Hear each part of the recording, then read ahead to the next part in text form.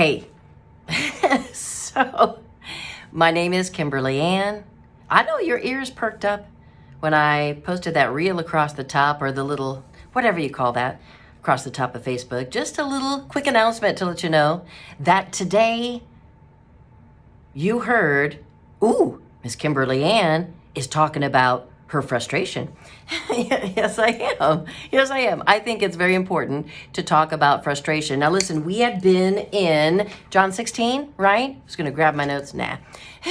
We were in John 16, where Jesus was talking to his disciples about, going through tribulation in this world. And we knew that tribulation then, when you broke it down, was the combination of anxiety, persecution, worry, fear, all kinds of different things, right? That could come to you, things that you could feel, just that combination.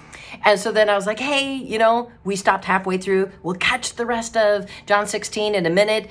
And tomorrow, or I think I had said, we're going to do a ministry moment after 2. Well, that was yesterday. But it's after 2. Look, I made myself a note. Do it after 2. Yeah. It's still after 2, right? Way after 2. So I want to talk about frustration today, and specifically mine. Listen, we all experience frustration. Now, it shouldn't have rule over your life. You need to kick it to the curb and let God show you those practical ways that you're able to and you can deal with it, because he's already taken care of it for you, right? But it still comes and you feel frustration. Let me give you the definition of frustration, because it's so cool. And you'll go, yeah.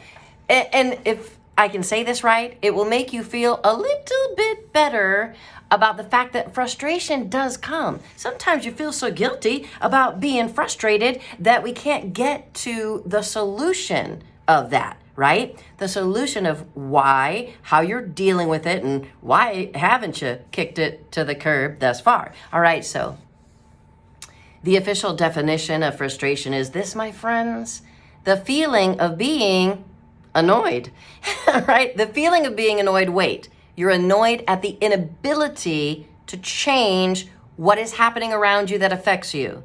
Come on. How many of you know what? I really try my best to treat people as they ought to be treated. You're not going to get that from everyone all around you. So there are going to be things that happen due to no decision or involvement of your own. And they happen around you and to you because perhaps, can I just say, all right, I'm going to name to you a few things. We're going to talk about them. But for me, it was like this perfect storm that happened. And it was due to the careless roofers who were first on one side of me doing that house, then on the other side. Yeah, roofers got to do what roofers got to do. I have no beef about that. But it was a carelessness that affected me. We'll talk about it. Then the reckless drivers in the traffic. What? And I'm just going to say it. Can we be real? There are selfish, mean people in this world that tell lies. Have we all been selfish at some time? Yeah. Have you ever been mean? Probably. Have you ever told a lie? I would say you probably done something like that, or at least exaggerated. And so we know that those things, slip-ups, those aren't good, and we repent of those. We move on. But to live a lifestyle of that, day in and day out, is just who you are. And so you can be around folks that affect you, because it's like, I can't do anything to change the way that they want to be, but when it infiltrates your life, so I just have this perfect storm that happened. And then yeah, all right. But let me continue with the definition of frustration, because it's a good one. All right. It's the feeling of being annoyed at the inability to change those things that are happening right now around you that are affecting you. They're affecting your life. You didn't open the door and go, come on in. And they just busted it open and they came on in. And the last part of that definition of frustration is this: the end result then is you're fully frustrated because there's a prevention of progress. That's a big one.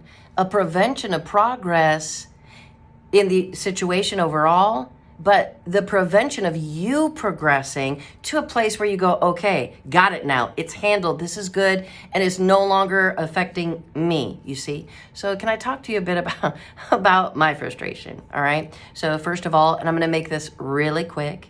I'm so thankful for people who do things and they take care of business and they do their job, and that's so great. How many of you live in a neighborhood where I am very tidy and I work at my stuff and I keep it going. I get up very early in the morning. I don't expect anybody else to do that. That's my decision. Whatever you do or don't do on, on your lawn or in your house, whatever, that is up to you. But when things take place, like say on either side of you or in your neighborhood, that cause a reaction or a result to happen upon your property or in your schedule, frustration starts to build. And so, but it started there and it kind of ended there. So kind of funny. So I would say about a week ago, my neighbors, hired some roofers to work on their roof. That's so awesome. You got to do that. I don't mind that at all. But it's when things that they're doing, things are flying over on your house, into your yard, on your sidewalk, and there's no care on their part. So you do as a good person would do. You treat people as you want to be treated. That doesn't just mean taking all the sucker punches and going, I forgive you. Do that. But when someone's being wrong and they're out of place, if you were acting that way, to treat someone as you would want to be treated, you wouldn't want to keep on going with that foolishness, would you? Having that kind of a behavior. So you should be glad that they say to you, you know what, can I tell you, that's not right. So that's affecting other people. You need to take care of it. But see, the frustration for me was the inability to change the situation. Nothing was happening, so I took care of it. I cleaned up what was happening from what was going on next to me and coming into my situation. That takes more time and it takes energy and all of those types of things. So there was that, but I let it go, right? I'm like, yeah, we're good. Well, then we have, a lot of things happening right now nationwide in our world. And I'm very involved because as the nation goes, those things affect my life. So I am very involved. I find my information, I do what I need to do, I find out what I need to find out about circumstances and situations, correct? So I do my research, I bring out truth. And when you see this habitual lying that goes on, and you see for yourself, not he said, she said, that's what they're doing. You know the truth, and yet the lie is being perpetuated, and it's believed by those who say, well, there's a particular show on right now, and it just starts with a V, and there's 2 words.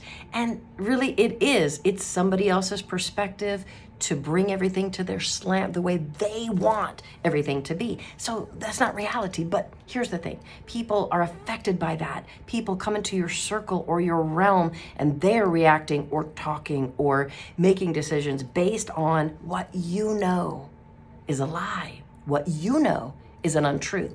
So, and perhaps that's not for everyone to tackle that situation, but for me in my life, as far as ministry goes, that to me is also a ministry to help people know and see truth. And so that barrage as it kept coming and coming and coming, right? So we have the debate with J.D. Vance and Tim Walz. And I will say this. I was very excited for it and ready. I've been following J.D. Vance for, well over, a year now. So I know what he's about. I know how he speaks, who he is, what he is consistently in, let's say, his rallies or debates. And so I know.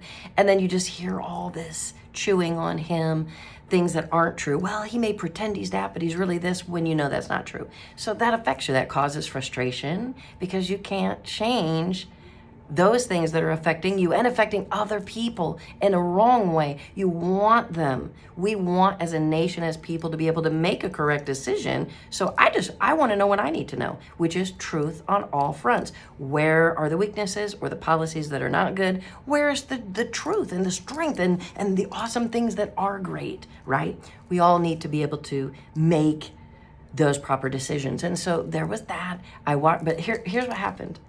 I want to talk to you about my frustration, okay? So I watched the debate and I shut it off probably at about, I didn't know how much longer it had to go, maybe about 20 minutes left to go. But I shut it off. I just couldn't do it anymore. I couldn't. Why? It was on me. Looking back over it, can I say, look, J.D. Vance did an excellent job. He was authentically himself, and he brought out every single thing that he needed to. And I was so impressed with the fact that you had two very different people that believed two very different things, and yet they were able to come together humanly, in respect, to bring forth their points. And there's better words. I posted something up on Facebook, and there's a more eloquent way to say this, but I was just very impressed that there was genuine care. Like, I didn't crawl inside anybody's heart and know all the things about them. But what I saw was, look, we acknowledge we're different. We're not in agreement, but they respected each other and they treated each other well, I believe, in that debate. That was so great. But you know what? I didn't get a look at that until later. Why? Because I was frustrated. I turned it on and I'm like, oh, JD, you should have said that. And man, that guy's still following that lie. And well, why didn't you bring this up? And so I had my own idea of the situation. So anyway, it was just mine due to that frustration and other things that were going on. But listen to me now. Frustration is something you need to just deal with because it grows and it grows. So I shut off the TV in frustration. I laid in bed and talked to God about all kinds of things in frustration. And I kept saying I was giving it to him. Well, I give you all this frustration. God, I just laid at your feet. And then I would go ahead and chew God's ear on it for about another 30 minutes. I didn't get good sleep that night. I was frustrated by that definition that we told you about. That feeling of being annoyed at the inability to change what is happening that affects you and the prevention of progress, you see. So then I woke up, and then there was another frustration. So I have a lot of ministry work and things that I do from home. I get right at it. I'm up so early in the morning. And then the roofers that were careless on the one side were now doing my neighbor's roof on the other side. And I'm like, okay, all right. So, and here's the thing that I didn't say before. Many things that I do at home, like ministry projects or videos, because while they were doing the roofing, they were playing this awful music, like super loud the whole time for 3 days straight. So I had to put off some of the things I would normally do. And one of those was the Cooking with Kimberly Ann. And I don't think I told you at the time why I had to skip one of those or change it to a different day. Well, now they're on the other side. It's just like a perfect storm. The enemy will go, I know she's still frustrated about some things, so let me bring some other things.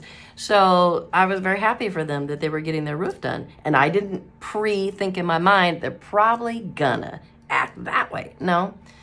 But they started putting caution tape on certain portions of yard. And I'm like, wait, that's my yard. So I would have gone to my neighbors and said, hey, this is what's going on. So I didn't have any idea what was going on. I didn't know what they were doing. I'm like, are they ripping up the yard? Then I saw, oh, no, they're roofing. So I had to say, hey, the property line is here at the edge of my fence, so you can't have it back that far. So they removed it all. Then they started working on the roof over the garage, my neighbor's garage. Cool. And I'm glad that was happening for them. But here's the thing. So I go to leave for work. And in my garage, you pull out like this. You got to go like this into my driveway and out you go. They were in my driveway. So that makes you feel just bad. Like, am I not here? Am I not important? I wouldn't do that to you. So they have this big unit all moved in front of my driveway. Couldn't pull out, couldn't back up. The tarp was on my driveway. They're throwing off pieces of shingle on that tarp. And I'm like, are there nails here? All things hit my mind. But my number one thing was, I got to get to work. I got to go to work. So, of course, I was frustrated. But I had a good attitude. I tried to treat him really good. And when I pulled out, my garage door went up. I pulled out. And they were all standing on top of the roof with their hands folded, just smiling at me. And I went, I got to get out. I'm going to work. And they didn't understand what I was saying. And so I'm doing hand signals. I'm like, I have to go. And they're just standing there watching me, smiling. So then that increased the frustration. I'm like, are you serious? So then I'm like, I just have to back up. So I asked them, I said, can you spot me so that I can get out? Nothing.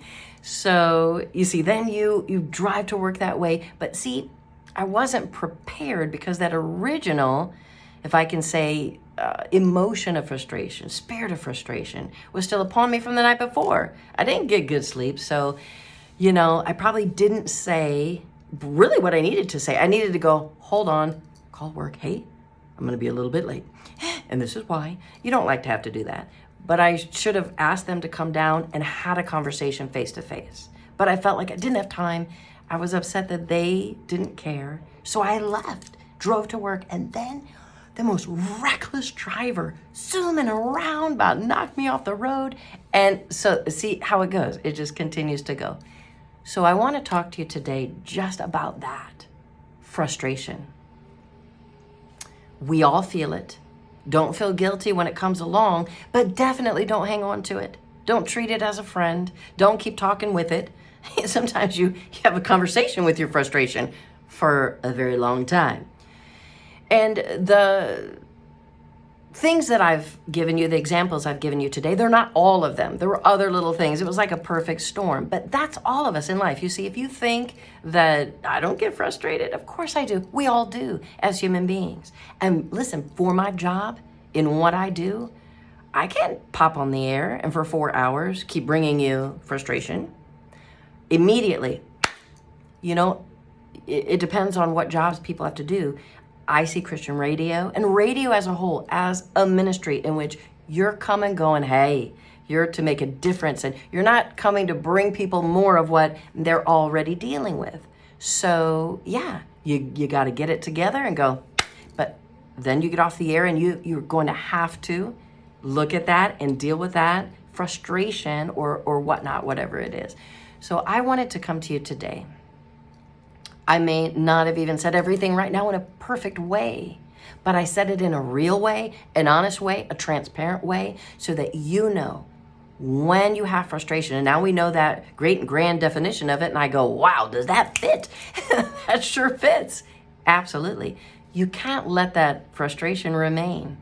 If you lay it at the feet of God, lay it at the feet of God. Be done with it. If there's another thing you need to say, then say it or do it. But once you've done all that you can do, then stand on the fact that God will intercede for you, and God has entered into that situation simply because you're his child. There are people in this world, they live a whole life of a pattern of frustration because they've never given it to God. Maybe they don't even have him as king of their life. And so there is a way, my friend. It comes to us all. I was going to say it all comes to us all. But different types of frustration come to us all. If you're alive and breathing, you're going to be frustrated sometimes. To feel frustrated is a different thing than living a life of frustration. So we give it to God. I saw this quote the other day. It's so cool. It said, how you going to slay giants when you're still trying to kick the trash can, right? How are you going to slay giants when you're still mad at the trash can and kicking that thing, right? So today, you are free. There's a whole lot of things going on here. I got to go. My name is Kimberly Ann, so I came today to talk to you about my frustration. Yeah, I have them sometimes too. But there is an answer, and his name is Jesus Christ. And so we lay it at his feet, we listen to what he tells us to do, and then we do it, and we walk on. And we're not going to mirror back to the world or mirror back to the situation the same thing that those situations or the world has brought to us. You got it? All right, so just real quick, chew on what you can chew on from this, and the rest of it, So love you so much. I love you so much. So this is our ministry moment today. Frustration? Yeah, it comes to us all. But you don't and you should live a life of frustration. All right, love you so much. Got to go. I got work to do. And so do you. Until next time.